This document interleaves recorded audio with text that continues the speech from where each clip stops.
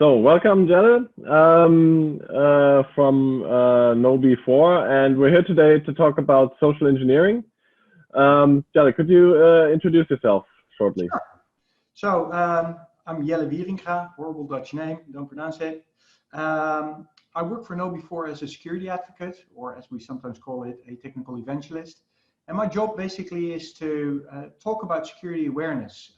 I'm in the PR department, so we spread the word, so to speak.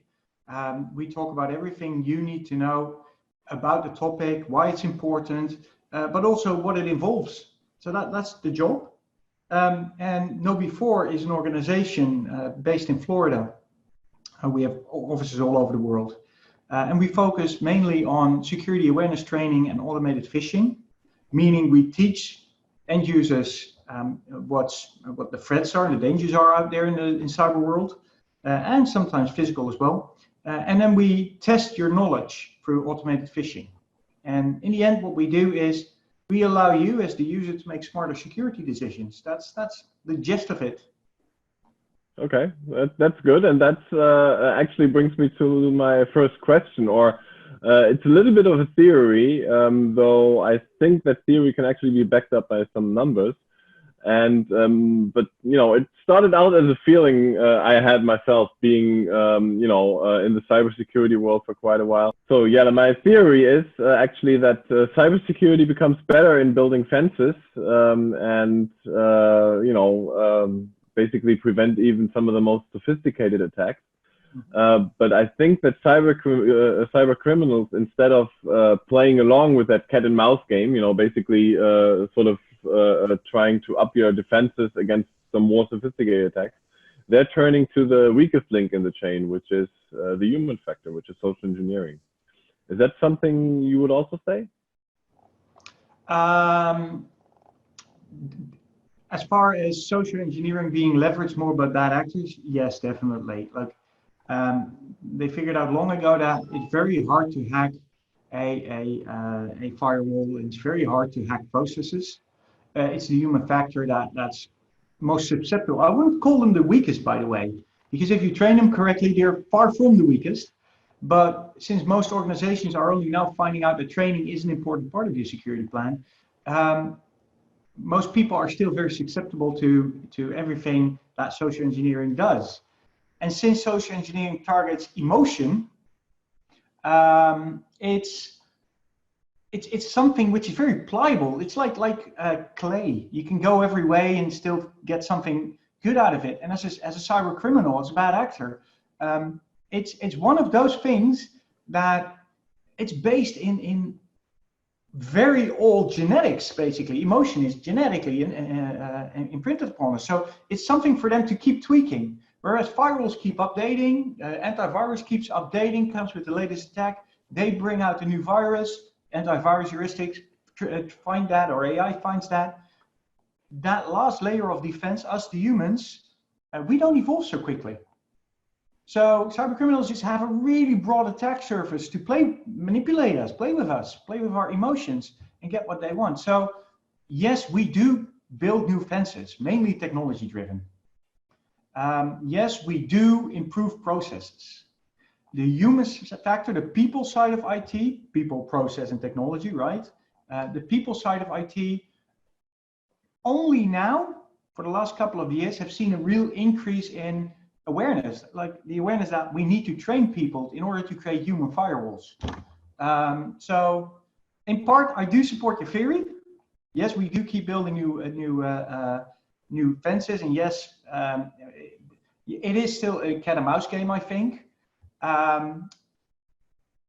But social engineering is increasingly becoming the new attack factor that companies really need to worry about.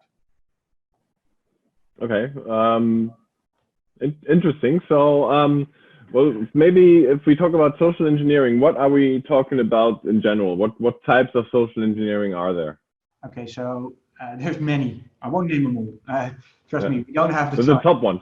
Yeah. So if you look at the most popular ones out there today, and I'll focus on the DACH region, right? Because it's different all over the globe. But here in Europe and in DACH mainly, you see that email-based phishing is together with SMS-based phishing or WhatsApp-based phishing or LinkedIn Messenger or Facebook Messenger, sorry. Those types of scams are still very popular. They leverage those a lot. And the reason for that is that everybody uses email over here. And everybody uses social media and social messaging like Facebook or like WhatsApp compared to the US, for instance, where phishing, which is voice phishing, is far more popular. You don't see that over here because banks, for instance, in the US, they leverage voice messages to talk to their or communicate with their customers. Over here, that doesn't happen. A bank will never call you and ask you for some information. So for a cyber criminal, it doesn't make sense to use that medium. So that's what we see here. We see a lot of pretexting. Pretexting being the attacker, the cyber criminal, pretending to be somebody else. For instance, the Microsoft scam, where you get a call from a Microsoft support, allegedly, and they tell you something's wrong with your computer. And the only thing what they want to do is install some malware on your computer or extort you some money. That's a form of pretexting, what happens a lot. Another one, watering holes.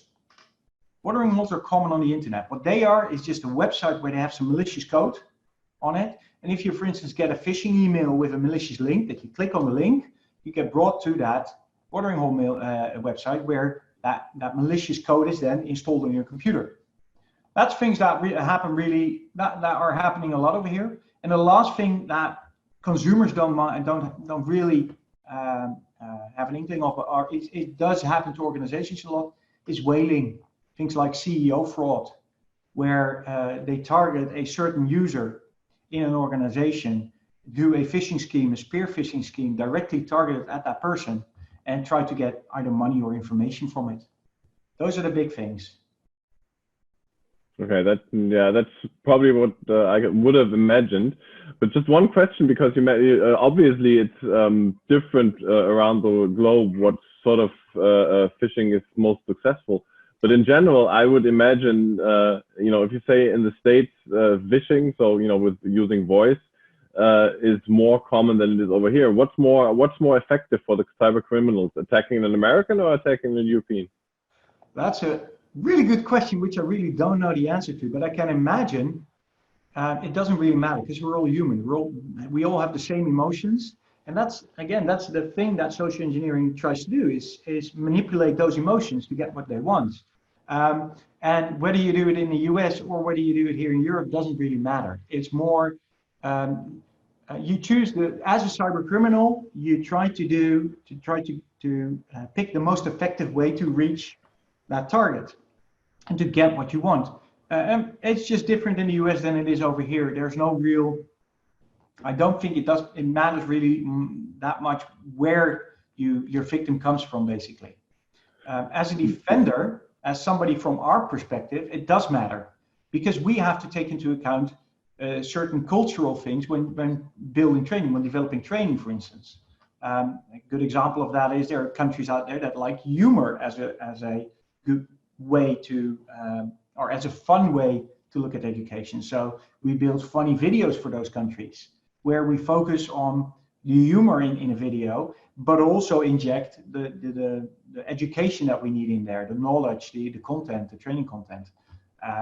We have the same thing when it comes to games. Some people like games better than they like watching videos or looking at PowerPoint presentations, for instance. All those types of cultural differences, for us as a defender, for us as helping design a product that helps you defend against social engineering, we need to focus on all those things. And that's, we're always having to draw the short straw when it comes to the attacker versus the defender. We're always behind. That's that cat and mouse game you were talking about, right? But we're getting better with it. And especially, for instance, if we use AI. There's a lot of good uses in cybersecurity for AI. For instance, we use it to recognize malicious email. So we can detect a probability for something being malicious. And we can help you then tell you, look, we think this might be malicious, but look at these and these parameters within an email or at these and these parameters within a scam. And you don't have to spend as much time doing forensics as an IT admin. Those types of things really help us. But actually, I have lots of questions because you mentioned quite a few things in there. But let's start with the last one, the artificial intelligence. Analyzing an email through artificial intelligence, especially over here in Europe, is that compliant to GDPR? We always have to be mindful of GDPR, for instance, or whatever compliance you're talking about. And as you're dealing with, you might be dealing with personal information because it's email, but there are ways to do it. First of all, anonymously. So we don't look, if we look at an email, we don't look at an email from Patrick. So we look at an email as just that, the body of an email. Also, we only do it for customers, and customers have to give their consent to use their email for training purposes for AI engines. It's not that we just randomly pick an email out of our customer's inbox. It doesn't happen. So yes, we need to look at compliance. It's very important. And we need to build in a lot of safeguards in our product backend to make sure that we comply to GDPR. On the other hand, is that what we've seen is that a lot of customers, even though they do ask about, so how do you do this? How do you safeguard against a data breach, for instance? If we explain that to them, they're still willing to cooperate because the power of AI in their organization, which can help them basically save time because they don't have to go through every email by hand, but can do it automatically. They usually choose to still participate and help. And the customer has a lot of power and a lot of leverage in what he wants to share and what he doesn't want to share. So yeah, compliance is always there. We need to look at it, but unfortunately, it's not in the way of developing the AI and having that help customers. Okay, maybe touching on some of the first things you said earlier and combined with AI. Because you said that it really doesn't matter if a European or an American is attacked, but wouldn't be, especially if we're talking about emotions which trigger us as humans, wouldn't voice phishing be more effective than email phishing? Because you can transport more emotions over voice. And then the second question, or a question related to that. You probably remember when Google introduced their, I think it's also called Google Assistant, when they called a restaurant and reserved the table, and it wasn't, it wasn't a human, it was just, a robot. Chatbot, yeah. Is that something which you see more, or which you maybe fear will become increasingly common? Basically, using voice robots, voice bots to attack people or to attack companies. And then, of course, the question, if voice or phishing is more common in America, do they already have that problem? That's a lot of questions. Yeah. Let's start with the first one. So phishing, voice phishing versus email phishing, each has their own use. It's good in for instance, if you want a lot of information out of somebody or you want their login credentials, well, you can't use voice phishing, but you can use an email with a link to a website that looks like the Gmail login, for instance, where they type in their credentials, and unfortunately, you don't get access to Gmail, they get your credentials. You can't do that via voice. Whereas if you want somebody's PIN code for their ATM card, for the bank card, you can do that fairly easily through voice, right? Like you call me, like, this is your bank, please verify who you are, type in your 4-digit PIN code right now. Well, you type in your PIN code and they have your PIN code, and figuring out your credit card number or your bank pass number, that's pretty easy to do nowadays with the internet. So each has their own application. For us, it might be that phishing might not be as common in Europe. That doesn't mean that we don't have to educate people. We still need to teach Europeans about phishing because it can happen. But when you compare it to email phishing, it just happens a lot more. So there's a higher risk for organizations that it will occur. So I usually advise put a little bit more focus on that. Then to the topic of voice phishing, when it becomes not just an automated tape running, but for instance, a real deep voice, so AI driven. For instance, you don't get a robotic voice at the end of the phone, but it's the voice of your CEO. It might not be your CEO, it might be a AI that does that, but hey, technology-wise, it's something that's coming closer and closer. It's no longer future tech. AI is here. Deep fakes, where they combine video and voice, is here.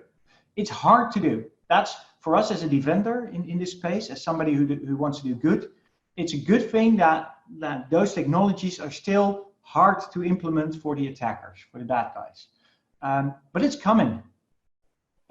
Be it next year, be it in 2 years, be it in 10 years, it will be here. It will be leveraged, because the thing about cyber criminals is they will use whatever they can to con us. They will use whatever technology they have at hand to create a fraud. I don't think, and I haven't heard of any incident that uses deep voice.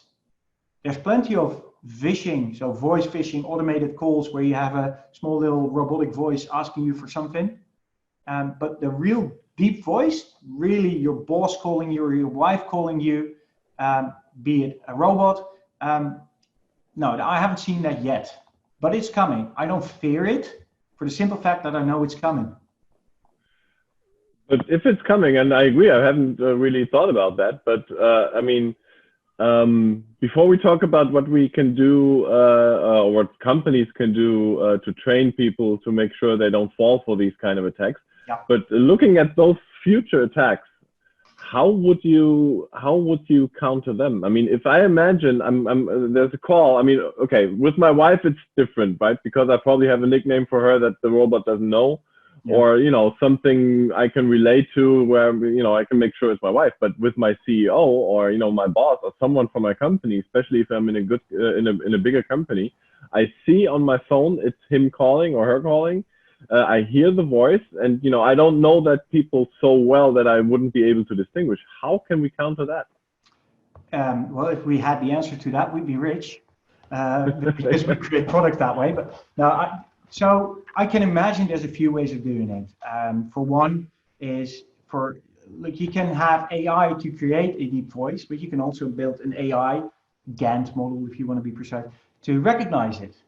The only difference is, can you do it real time? Because somebody calls you and you need to inject the AI into that phone call to detect it. It's like antivirus, right? You get sent an email with a virus, your antivirus is in the middle, he detects the virus, sends you a clean message through or blocks the message all the way, but he detects the virus. And I can imagine we are going to see mitigated measures, cybersecurity technology, that can recognize things like that. There's already ways to recognize deep fakes. There's companies out there that do that type of thing, that develop that technology.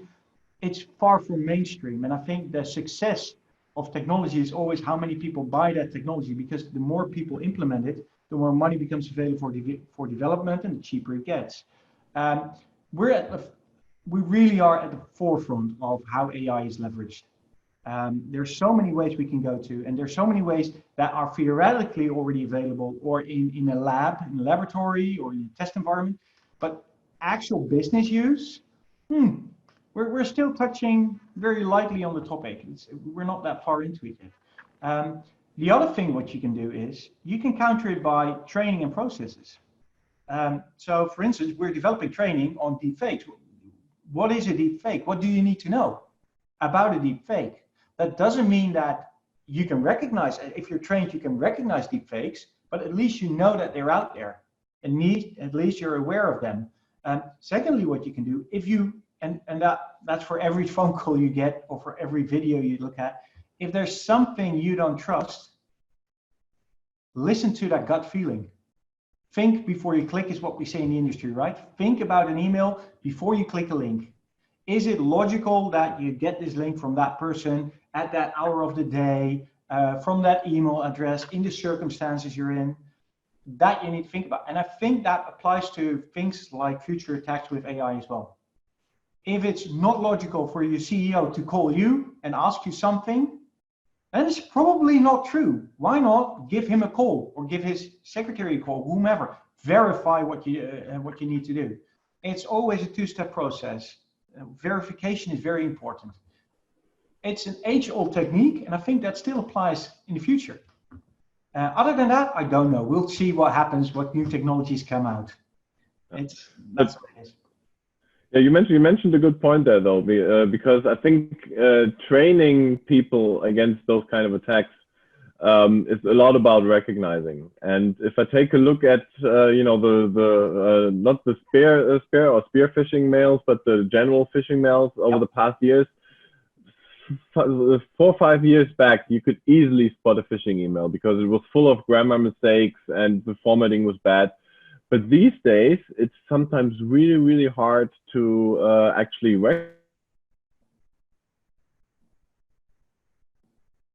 train against that, especially considering, you know, obviously there are indicators for phishing mail. You can say, okay, like, is that really something which would come from that person, for example, as you mentioned. But in our daily lives, aren't we too busy to be able to read an email that thoroughly to actually see that? Aren't we too busy? Well, the whole idea behind training and awareness is to make you aware that you're too busy. So if you know you're too busy and you usually don't look at an email twice, you'll never do it. If you're aware what the dangers are of not looking twice, you might look twice. So first step is make people aware. And then if people decide not to first think and then click, it's all about risk acceptance, right? Risk appetite. If I get into a car and drive to the store, I run the risk of getting into an accident, but I still get into that car and drive to the supermarket. So it's my choice. What we always tell people, look, be aware of what's out there, be aware of the risks you might have, and then think about if you're willing to take those risks. And that's on an organization level where an IT or security department decides what kind of mitigated measures and what they allow people to do with their resources. But it's also on you as an individual to decide for yourself, do I want to run the risk? For instance, if you work from home on your company laptop, do you allow your kid to play a game on that same laptop? It might seem innocent, but if he gets that game from a torrent site, if he downloads it illegally, there might be malware in there. And same goes for, this actually happened to a friend of mine. She does webinars as well, and her kid was playing a game and using her camera, and she had a filter on there, some kind of wacky filter with a wacky voice. So she started the webinar, didn't know it was a funny filter, but hey, it still happened. That's not professional. You don't want it. It's as silly as that. Small things. It doesn't have to be a big cyber attack all at once. But that's what you as an individual need to decide. Whether you want to run that risk. Yes, we're busy. Yes, working from home does increase the total attack surface because you have kids running around who can distract you. You have cats. The mailman comes by. Oh, hang on, I need to go to the toilet. It's far easier to do that. I won't wait. I'll just go now, or I want a cup of coffee. All those things that distract you, but you're also socially isolated. So if you're in an office space working with multiple people at desks and you get a strange email, you can just stand up and ask, hey, colleague, have you gotten that email too? Or can you help me with this? Can you read it as well? If you're at home, it's far more difficult to do that. So it's all about being aware of your surroundings, being aware of how vulnerable you are. And working from home, there's less technology protecting you usually. You're not in that safe corporate environment with those big firewalls, etc. Sometimes they use VPNs, but that's the clever companies, but not all do. So understand where you are, understand the risk, and then decide for yourself if you accept that risk. And if you're smart with knowing what's out there, it's very easy to just first think and then click. It's something you just have to embed in your work day. If you get an email, first think about, hey, is this okay? Can I verify this? Does this email really originate from the one I think? Do I trust this email? If you trust it, go ahead. And you can still make errors, but at least you think first and then you click. So it's all about changing your behavior to be more secure in the end. So I assume this would be your number one tip for both, I think, consumers and employees to Yeah, if you want to put it in one sentence, first think, then click.